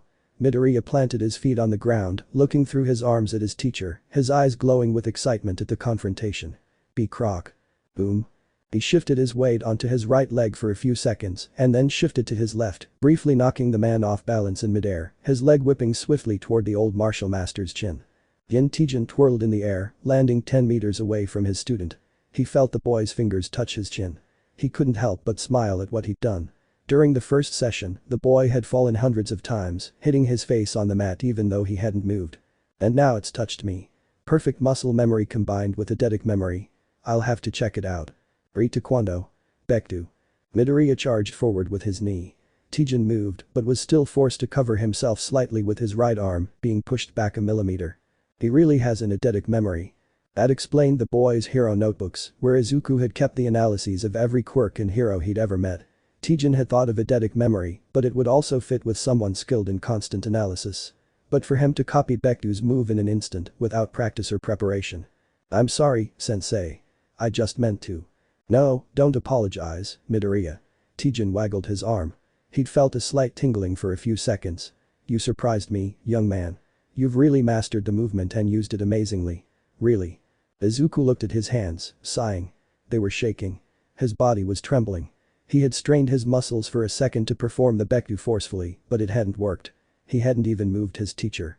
Still, that movement had truly come out as an impulse, a push. He simply felt it, and there it was. He had replicated the movement and used it almost perfectly. Almost. A little more strength in his own body, and he would have it. However, I've noticed something. You need more conditioning training. Well, you already have the mobility for Taekwondo and some of its movements, not everything will depend on that. Your strength must also increase. And for that, it's time for the machinery. Machinery? Blinking, Izuku asked, looking at his teacher. Tijin had given him some physical conditioning, making him build up his fitness so he could perform Taekwondo, as well as calming his mind, focusing it. Yes. Didn't your girlfriend, that bubblegum girl, teach you that? As she's not my girlfriend. So how come you come here every afternoon, at the end of your training? I smell love in the air. You can't fool my nose, Burakori. Sometimes I prefer Kaken. Since moving to Akamori Prefecture for IK entrance training, he had completely lost touch with his high school classmates. He had applied to transfer to another school, and his senior year would be spent training at the Lighthouse Core Hub in order to be eligible for the IK entrance exams. Now he was much more motivated. Staying away from Usatafu for a few months had done him good. Even his mother had started taking care of herself a little again. Crump. You'll see, Mom, how I become a hero using Taekwondo. His mindset had changed. He wanted to be a hero, but a hero like his master. He would prove to everyone that he could be a hero without a quirk, too. He would do it. Chapter 7. Muscles. He needed the muscles in his body to become stronger, step by step, with each new physical training session he undertook. The movements in Taekwondo were important. He knew how to move his legs and core, as well as how to keep his arms in the correct position, to use his leg power to strike the enemy and knock him down. He also knew how to concentrate his strength and strike at the necessary point to knock him down without wasting a single ounce of energy. Tijin had made this clear to him. Every movement he made consumed energy, no matter how little. In a real fight, maintaining energy was vital to victory, as was endurance. To achieve both, he had to fully understand the Taekwondo movements and condition his body to be able to achieve that goal. The first step was the simplest. These were movements he had to learn, memorize, and repeat hundreds, thousands of times until they came naturally, as if they belonged to him. On the other hand, the hardest part was the physical conditioning. It was slow, sweaty and tough, plus being forced to chew each bite a number of times, as well as maintain a healthy diet to get all the energy possible. 998. Push-ups. Squats. Running. Leg and arm movements. Tijin had left him a list of exercises to do each day, varying the body areas he wanted to strengthen, but always using slightly extreme exercises that required all his physical and mental strength. Afterward, he could barely move. 999. Along with the training machines and traditional exercise, he felt like his body was slowly gaining physical consistency, becoming somewhat stronger with each passing day. He felt less fatigued when performing Taekwondo movements and could move more fluidly while also moving faster and more flexibly, as if he had been born to do so. His skin seemed to engrave and manage it over time, as if his muscles remembered. Every day was easier than the last. 1,000. Beads of sweat trickled not only down his face, dripping onto the floor, but also down his naked torso, showing the slightly athletic body that was taking shape, soaked in beads of sweat. Midoriya was supporting his body weight on both index fingers, doing vertical push-ups, and feeling the weight of his entire body on both apprentices. With a jump, he landed on his feet, huffing and puffing, feeling the gratitude of his fingers when he finished the exercise. His teacher seemed to want to kill him with this. "I've been here for 6 months." He looked to the side, staring at the calendar he had tacked to the wall, with the date of February 15 circled in red. That day was the entrance exam for A.K. And he was preparing to pass them completely and enter, even if it was just to the B class of the hero class. He couldn't let his teacher down. Nor could he ignore the effort he was putting into learning Taekwondo and the sweat the exercises had drained from him. His muscles were burning. "There's not much left." Izuku grabbed a towel from the exercise bench, sat down on it and ran it over his face first, then rubbed the towel down his torso. His skin felt slightly sticky from the sweat and the heat in the room when Tijin left. It almost seemed like he was trying to simmer him. Gulp. He picked up a water bottle that was resting next to the large dark green backpack he used at the gym. He gulped down the water and felt the lump in his throat finally subside, replacing the dryness with moisture. He needed to stay hydrated or he might faint or get injured, and that wasn't what he wanted. Yosh. A little more. Midoriya put aside the towel and the bottle and stood up. He walked barefoot toward the mat that served as the ring for the matches he had with his teacher when they were together. Now he would use it to review the moves. Just a little. Legs. My legs need to move freely. He launched a crescent kick, feeling the light air that formed from the simple movement, remembering how his master had done the same thing when they first met. But he didn't have that level of strength. Arms. Arms are what stabilize me. He moved his arms, leaving them dead, hanging at his sides, ready to use them in case of a movement or defense against a blow, as if there were an enemy right in front of him. Torso and waist. The torso moves just enough, as does the waist, guiding the leg for the strike to be performed. He took a deep breath. He swallowed all the oxygen he could in one breath. His lungs filled with air. The blood circulated with that oxygen, pumped by his heart. Once I have that in mind, I attack. He stomped hard on the ground, moving his left leg downward in a crescent-shaped motion. His foot hit the ground and the mat seemed to slightly rip. He took a second deep breath, returning to his starting position. Izuku tensed his muscles as he slid his left leg back and shot it upward, releasing beads of sweat with the movement. Now a little louder. Keeping his leg straight up, Izuku shifted his torso and pivoted on his right foot, forcing his left leg to move and sending it tumbling down toward the floor. His foot hit the mat again with a dull thud, creating a small echo in the room and tearing the mat a little more. I need more strength in my legs. He had to keep his body in good condition. But the movements he performed during combat generally depended on his legs, so making them a little stronger was his main goal. I will also create reinforcements for the legs in my suit to generate greater damage. He closed his eyes for several seconds, relaxing his muscles and letting his shoulders slump. After physical training, he had to take a few minutes to completely calm his body and avoid unconsciously moving. Opening his 2 emerald orbs, Izuku could call it a day for his training session. His teacher hadn't appeared all morning and it didn't look like he would appear in the afternoon, after lunch. He was probably doing one of his jobs as a former South Korean soldier. Burakori. Or almost. Midoriya shifted his eyes toward the entrance, watching his teacher enter the training room. Tijin hadn't changed his clothes at all and always wore the same training guy he practiced in. Did he have many of the same ones? Or was it just his imagination? He never saw him in a different one. In those 6 months, he hadn't seen any other outfit on the old Taekwondo master. He always wore that guy with the face of a ferocious grey tiger opening its jaws, like a true predator. Tijin-sensei. Chuckling softly, the martial artist walked toward the ring where Izuku was. The boy stood there still, watching the man walk slowly toward him. His dark eyes looked wild, like a wolf's. He's going to. Zam. Pam. Izuku moved in time, just a few seconds, dodging his mentor's kick. Emerald orbs watched as his leg shattered the mat, leaving a gaping hole. He skidded across the floor. Tijin was already running toward him and launched a knee at the boy. Izuku blocked the older man's movement with his arms, feeling his legs bear the weight of his mentor. He's using more force. Midoriya shifted his torso, twisting Tijin's leg, simultaneously swinging his own leg and punching his mentor in the chest, or he would have if the martial master's hand hadn't blocked the young man's foot. He grinned wildly. Crack. Ah. Bringing his elbow down, Tijin connected with Izuku's knee, knocking the boy down with a single blow, winning the fight in seconds. He had nearly injured the boy, and he wasn't getting up. Right.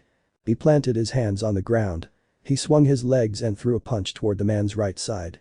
Tijin watched with some surprise, hoping the boy really wouldn't move so as not to get hurt. But the foot hitting his forearm had woken him from his thoughts in time to move backward, evading his apprentice's opposite leg, watching as it hit the mat at the edge. Tijin slid back as Izuku lunged forward, knee first. The man braced his hands and blocked the blow with his palms, feeling them tingle and almost go numb. He swung his right arm, but Izuku blocked it with his left, standing right in front of his mentor, staring into his eyes. Apprentice and master stared at each other for seconds that felt like hours, before Izuku finally broke away with a backflip, simultaneously driving his foot into his mentor. Tijin threw his head back and propelled himself a few feet away from his apprentice, looking proudly at him. That's how I like it, kid. Tijin relaxed his posture, taking a deep breath. It was time to use a little more force against his apprentice. If he did it gradually, the boy's strength would gradually increase compared to how he increased his own. Tijin-sensei. Izuku put his weight on his injured leg, feeling a slight tingling sensation running through the area, as well as a whiplash that even reached his side. Being a Taekwondo master, he had never expected the old martial artist to have such strong arms that he could cause him tremendous pain with just his elbow. But after all, he was standing before Jin Tijin, the man who had earned his admiration and helped him grow in record time. He really couldn't beat him. I'm going, Midoriya. Tijin charged forward, putting all his strength into his leg, ready to strike his apprentice. Izuku took a deep breath and mimicked his master, charging forward to meet Jin Tijin, the master of renewed Taekwondo. Pam. Boom. They traded blows. Tijin blocked the boy's leg while launching his right arm. Izuku launched his leg, which was blocked and deflected his teacher's arm. Within a second of that small clash, the two began an exchange. Tijin forced Izuku to cover himself at all times, using a little more strength than his experience, overloading the green-haired boy with quick, incessant movements, sending the boy back several meters. Izuku felt his muscles burning. He was being pressured. Blows and more blows rained down on him, forcing him to cover himself with his arms, receiving light kicks to his sides, and being pushed back. He felt his master's growing strength, changing with intervals of intensity and speed, as if he wanted to accustom him to different rhythms, but he couldn't when they were so changing, so fast. Try as he might, his mind couldn't study his master's pattern. He was completely filled. If it continues like this. He looked back, watching as he slowly made his way to the end of the makeshift ring.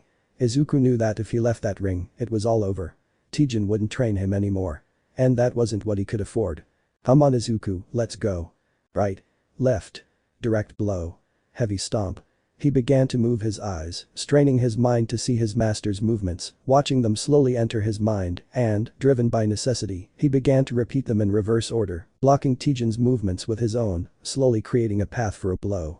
This boy. Taekwondo. Ho grab. Pam. Surprising Tijin, Izuku swung his right leg, removing his master's block, using his left in a direct strike against his neck, directly creating a dull sound. Midoriya jumped back, falling onto his right knee, panting. Sweat had begun to pour down his face, thick, as he stared at his motionless teacher. Ha ha ha ha ha ha ha ha ha. Tijin laughed without showing any scratch, as if he hadn't received a direct blow to the neck. That was amazing, Burakori. The man's smile fell a little. It's time for you to perfect what you've learned, boy. Chapter 8. 2 days. There were 48 hours left until the UA entrance exam, and Midoriya Izuku could take the entrance exam and achieve his dream of becoming a hero in a society where quirks were desired and used as a status symbol. But he had one last test left. Sweat. Tears. Blood. Those nearly 10 months of training under his master Tijin were hell for his body. His muscles burned, scorched, seemed completely shattered, and were slowly knitting back together. His bones were shattered and welded together by his master's heavy blows, and he was forced to take the brunt of his master's hard legs, which sent him from one side of the training room to the other. Almight was the strongest hero of all, the one who represented the light of the world, the hope of the weak, of a society that had been based on the power of quirks and the work of pro-heroes. New heroes appeared every day on the streets, creating new fan clubs that traded photographs of their favorite heroes, as if they were simple trading cards. Midoriya pulled at the straps on his forearm and elbow guards. He let a sigh escape his lips and opened his eyes. Green. The color of emerald. That Midoriya Izuku from months ago was completely erased from his mind. A new Izuku formed next to his body, welded together by the pain of training. The day had arrived. Intent on calming himself, Midoriya brushed back the green strands of his unruly hair and walked out of the locker room with a completely determined look. After all that suffering, he couldn't just back down. Smiling. Wearing a judo suit. Dark eyes and gray hair. Tijin waited for his apprentice with his arms crossed, looking at him with those dark eyes, smiling broadly as was his custom. It was Tijin no less. "Didn't your girlfriend come, Izuku?" the martial artist asked, walking to the center of the ring. Any hero wouldn't hesitate to confront that man. They'd think he was reckless, someone from the old school who possessed no quirk and would be dismissed as weak. Midoriya, unlike those who didn't know his master, feared the tiger's wrath even more than All Might's brutal strength in action. Renewal Taekwondo. Long, powerful legs. If I get close, Tijin sensei's strength will overwhelm me and he'll finish me off in seconds.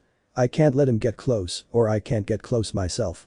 My best bet is my legs, moving quickly and finding any gaps in his defense. Midoriya let out a sigh and patted his face a few times, shaking off his stupefaction and focusing his mind solely on the fight. His mother. Tameoko. Itanawa. All of them were waiting for him to overcome that wall that had been right in front of him, standing right in front of him in the form of his master. Tijin stopped in his tracks just a meter from the center of the mat, still wearing that smile. He wasn't going to let it fall. He liked Midoriya and his attitude, which had led him to become his apprentice and successor as a renewal Taekwondo fighter. His only living successor, after all, and the one who would remain a hero, taking his martial art to the highest levels. Tijin took a deep breath and let the air escape from his nostrils. That boy, somehow, was special. Strong. Determined. A wall that was still under construction. During those months of training, the boy had learned his movements, making them part of his body as if guided by the beating of his heart. Both his muscle memory and his eidetic memory had taken him to a high level in those months, reaching a point he should only have been able to achieve with years. Of all the people he could have taken on as an apprentice, Midoriya Izuku had been the perfect fit. He didn't have much time left, and being able to teach all of this to a teenage boy was certainly a good fit for him. Midoriya, without a doubt, now you will just have to improve and learn for yourself. Tijin shrugged slightly. He sighed. He fixed his eyes on his apprentice's figure, observing how tense and nervous he was. A little more confidence wouldn't hurt the boy. "Come on, Izuku." Midoriya swallowed hard. He closed both hands and felt his shoulders drop as he released the air from his lungs. When he opened his green eyes, they showed determination in the face of his teacher's test. "SC. Is." Tijin launched a kick against Midoriya's right side.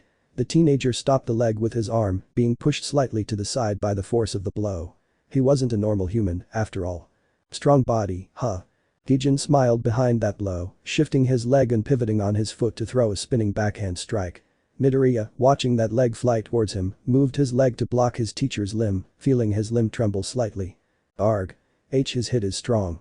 Midoriya pushed back, evading his master's axe strike, then lunged forward, swinging his leg in a knee strike that slipped under Tijin's defense. Or so it seemed. Pangs. Midoriya raised his arms. He tried to turn. But it was too late. Tijin's elbows dug into the green-haired boy's back, slamming him back into the mat, feeling the air escape his lungs for several seconds. Something must have broken in his body. Struggling, Midoriya began to stand up, spitting out some blood. Unlike what he would have done almost a year ago, he flashed a defiant smile. "Ha!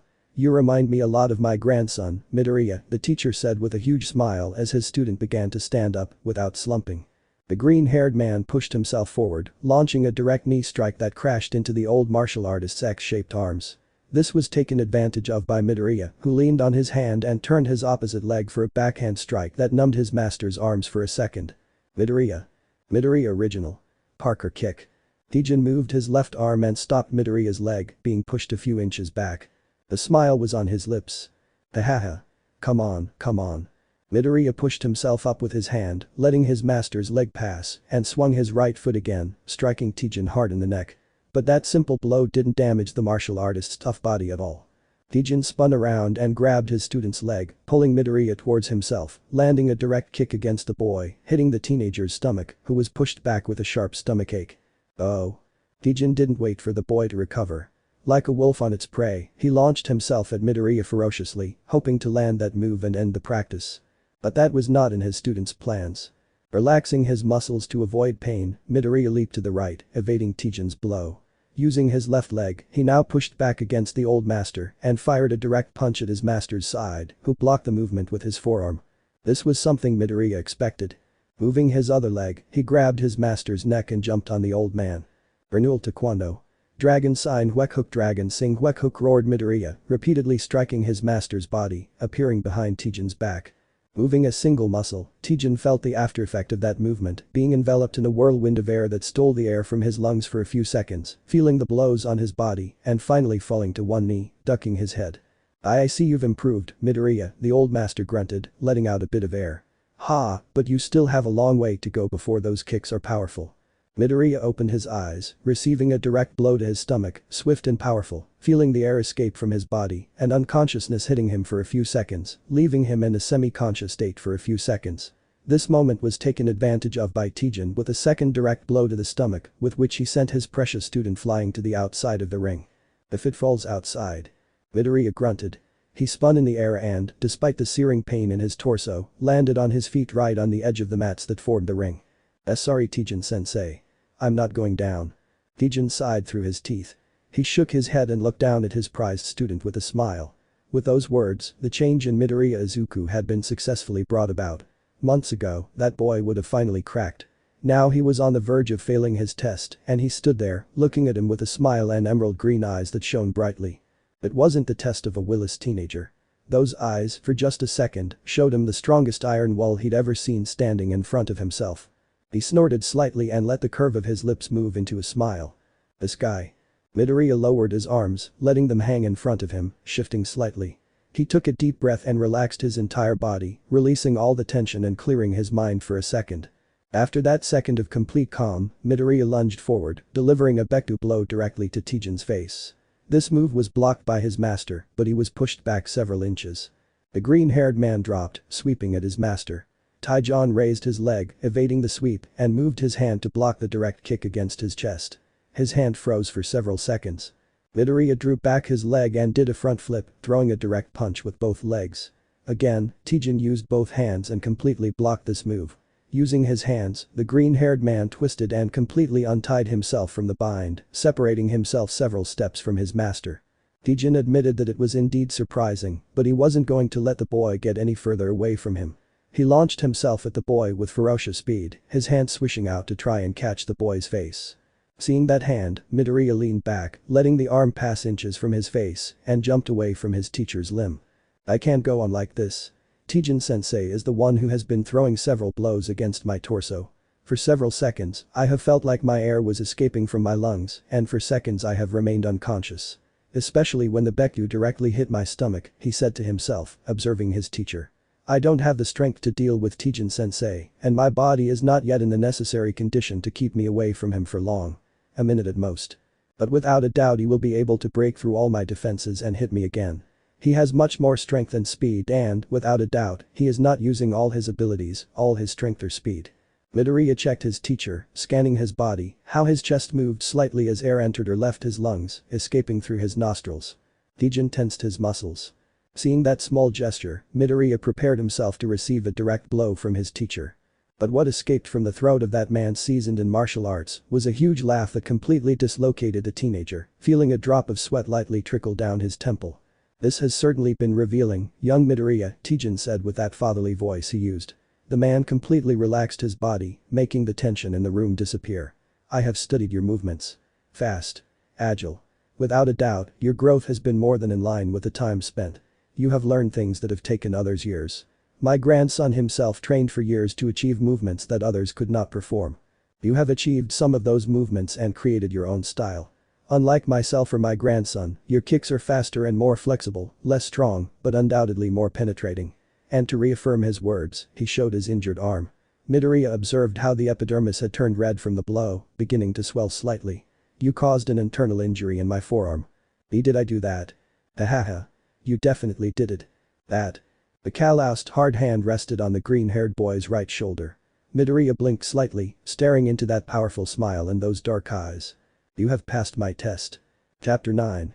Hundreds of young people marched through the streets, happy, anxious, and nervous. Today was a very special day. Today, the UA Academy opened its doors to young people with dreams. Today, the entrance exam for the UA Heroes course was underway, with the classrooms and evaluators ready to observe the country's young talents and the future of heroes. But, just as there is a good side, there is also a bad side. The train had derailed. The center of a villainous attack, the train headed toward the central station was derailed, causing the occupants of the vehicle to suffer minor injuries from the crash, with some suffering slightly more serious injuries. Inside one of the last cars, Midoriya Izuku slowly stood up from the rubble. Pushing aside suitcases and other belongings, the young martial artist carefully managed to get to his feet. The floor sloped downward, and if he stepped wrong, he would fall into the door leading to the next car, likely causing some of his bones to be shattered by the impact. The young man looked around in concern. Every passenger in that car was like him, trying to get to their feet and understand what had happened. Why had the train suddenly derailed like that? Where were the firefighters or the heroes? What had happened to the rest of the passengers in the following cars? With those questions, Midoriya retrieved his backpack and prepared to leave through one of the last doors of the train, which was ripped from its hinges by a figure that looked more like a wolf, with dark fur under tattered clothing covering a broad torso, while its thin arms fell to either side of its body, revealing elongated claws as black as night itself. Midoriya then watched, further back, as the werewolf entered the car without worrying too much about the train crash. He'd probably seen her from outside, so why enter the crash site as if nothing had happened? He opened his eyes, understanding the question. That man was behind the train derailment. But why? I found you. Midoriya watched a werewolf walk toward a man. He didn't stand out in any way.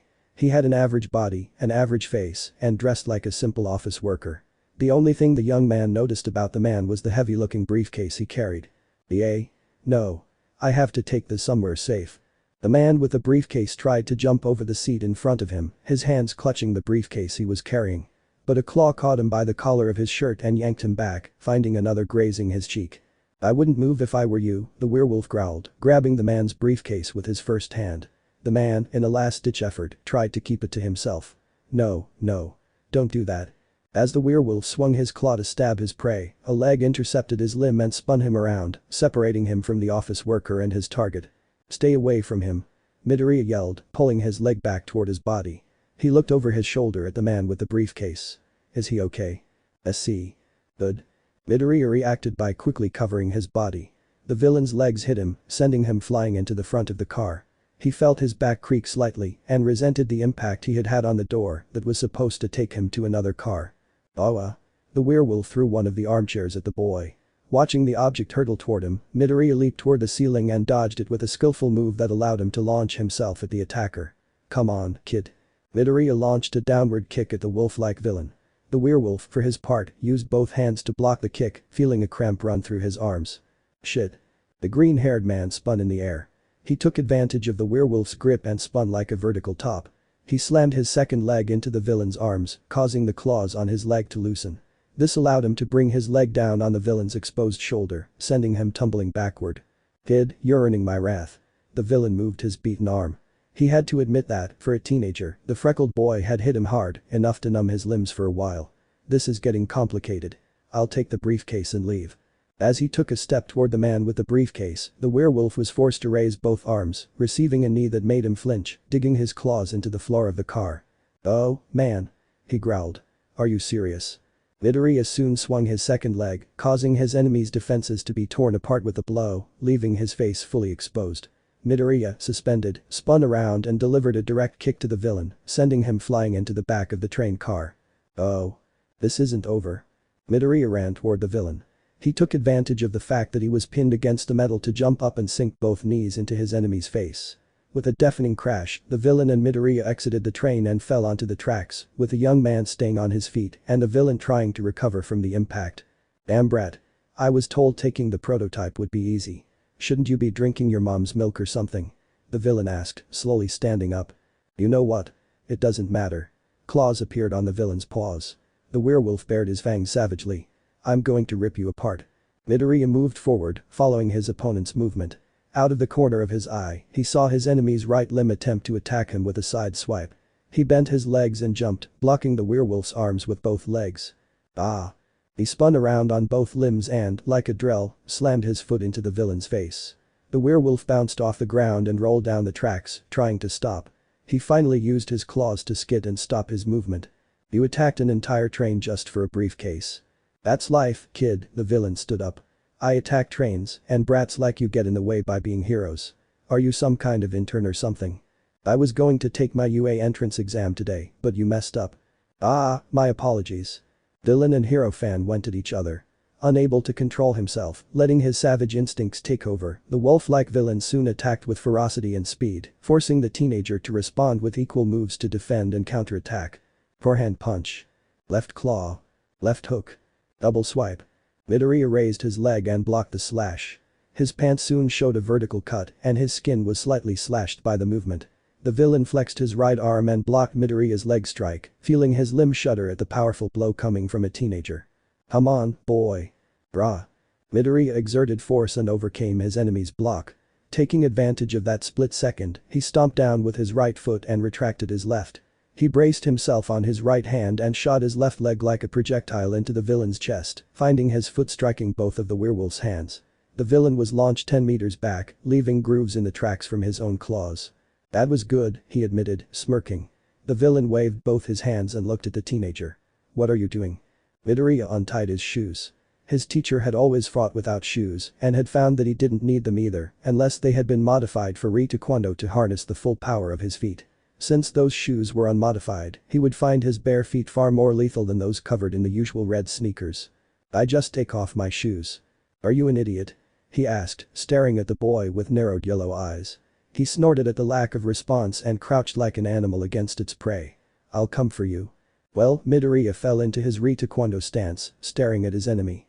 He'd lost his chance to join UA and he wasn't entirely upset. He certainly felt the discomfort of not being able to take the exam as he promised his friend and teacher. But that was offset by how good it felt to act against a villain. He just hoped the pro heroes were already helping the train passengers. The werewolf shot out like a rocket at Midoriya. He took a deep breath, relaxed his body, and stared with sharp eyes at the figure of the villain who was coming for him. He bent his legs slightly. He let his arms fall to his sides. He closed his eyes for a single second. He exhaled a breath. He focused all his senses on his enemy. He heard the villain advancing toward him, his breathing, his lips twisting into a cruel smile. Taekwondo, he relaxed his entire body. He stepped down firmly with his left leg, leaving his right leg completely still. Front kick. Midoriya opened his eyes. He swung his right leg at the same time his enemy reached him and slammed his kick into the villain's canine face, sending all the force against the man's jaw. A crack was heard and, followed by a wave of wind caused by the movement of his leg, the villain was thrown backward, leaving a river of blood in his wake in the air. The young man breathed in and out for the second time, all the air he had accumulated. Without abandoning his posture, he examined the villain with eyes flashing dangerously. That was good, the villain grunted. He felt like his jaw had been hit by an iron hammer, and although he knew it was only a leg, he really imagined a hammer had hit him. My name is Wolfstein. My name, you idiot boy. Wolfstein snarled. He showed his blood-stained teeth as he twisted his lips. I'm giving you my name, idiot boy. And that means one day I'll kill you. He knew he was admitting defeat with those words. But what did it matter? The briefcase was far from his hands, and the heroes would soon be there, drawn by the accident and the conflict with a teenager. He had to escape the scene and reunite with his teammates for a new plan of action. Midoriya hardened his gaze as he understood Wolfstein's words. He was going to escape and would come for him in the future. But he couldn't allow that. He couldn't let him get away. He launched himself at Wolfstein in a swift motion. The werewolf watched this with a cruel smile on his lips and swung both arms into a six-bladed sickle, which were his claws, and attacked the boy with his signature move. Haz de Seis Helices. Midoriya felt the power of the blow. Thunderous, powerful, and savage. He couldn't advance, and he couldn't retreat. Swallowed by his enemy's movement, he felt his body being battered and soon found his back hitting the train he had abandoned. Oh. I hate goodbyes, she looked at the figure of the boy leaning against the train car.